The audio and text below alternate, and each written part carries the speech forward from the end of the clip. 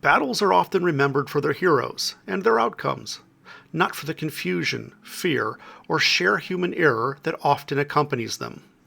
Today, let's examine one of the many bizarre moments of World War II, involving no enemy aircraft, no confirmed attack, and no clear target at all.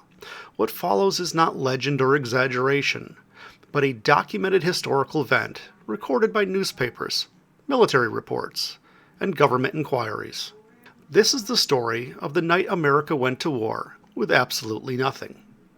In February of 1942, the United States was only weeks removed from the devastating attack on Pearl Harbor and newly introduced to the idea that the Pacific Ocean was no longer a comfortable buffer.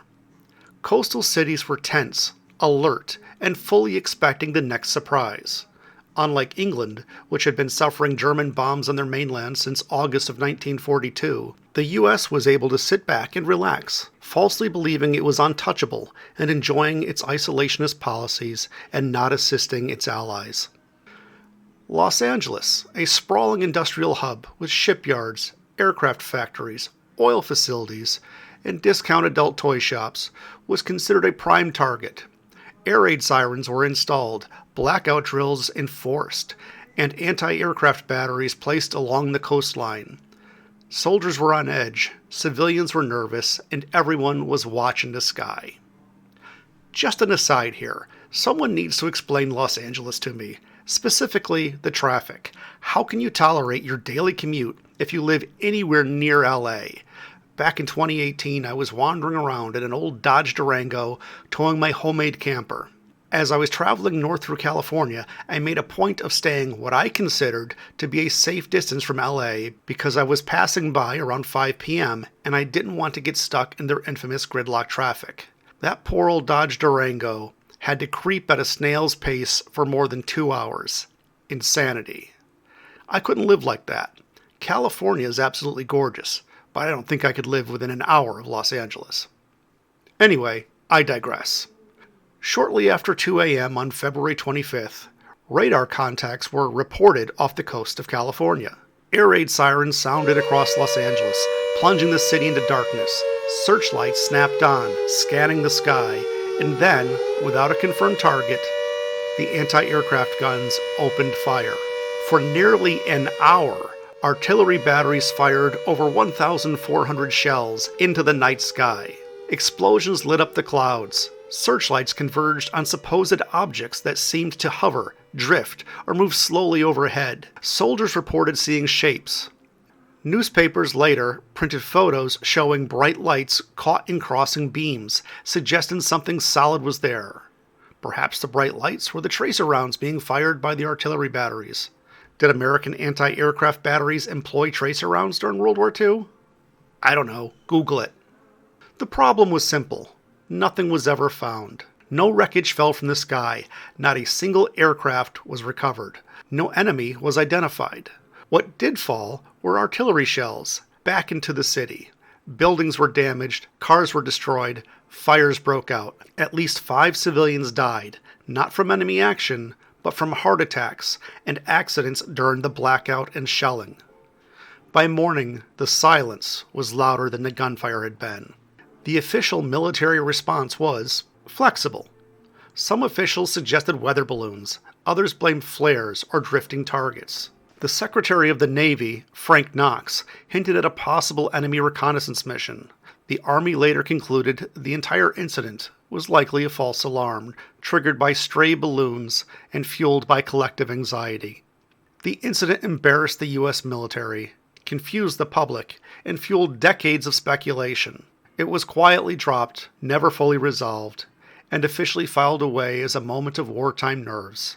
Los Angeles returned to normal, and the war moved on, this time against enemies that actually existed. The Battle of Los Angeles remains a reminder that fear can mobilize armies just as effectively as facts. In a city braced for invasion, the greatest enemy turned out to be uncertainty, adrenaline, and an empty sky that refused to explain itself. History often teaches us about preparation, courage, and decisive action. Occasionally, it also teaches us about panic, misinterpretation, and the hazards of acting too quickly in the dark. The Battle of Los Angeles stands as one of the rare moments when a nation fired first, asked questions later, and never quite figured out who it was aiming at. There was a semi-similar incident in Britain, known as the Gatwick UFO incident, in which Royal Air Force bases went on full alert due to what was believed to be intruding aircraft. In actuality, what they were seeing was atmospheric effects. Whoops. At least they didn't shoot at the lights. What follows is a slideshow of Battery Spencer, a long decommissioned coastal defense battery next to the Golden Gate Bridge. I visited with my then dog, Maggie, back in 2018. Obviously, it wasn't involved in the Battle of Los Angeles, but it's related in that they did have anti-aircraft guns there during World War II. Thank you.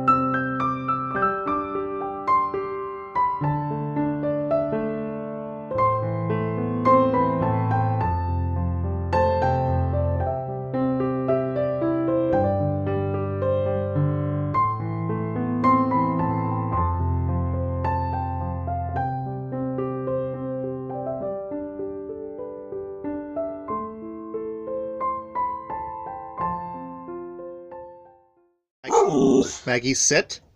Sit. Maggie, sit. Good girl.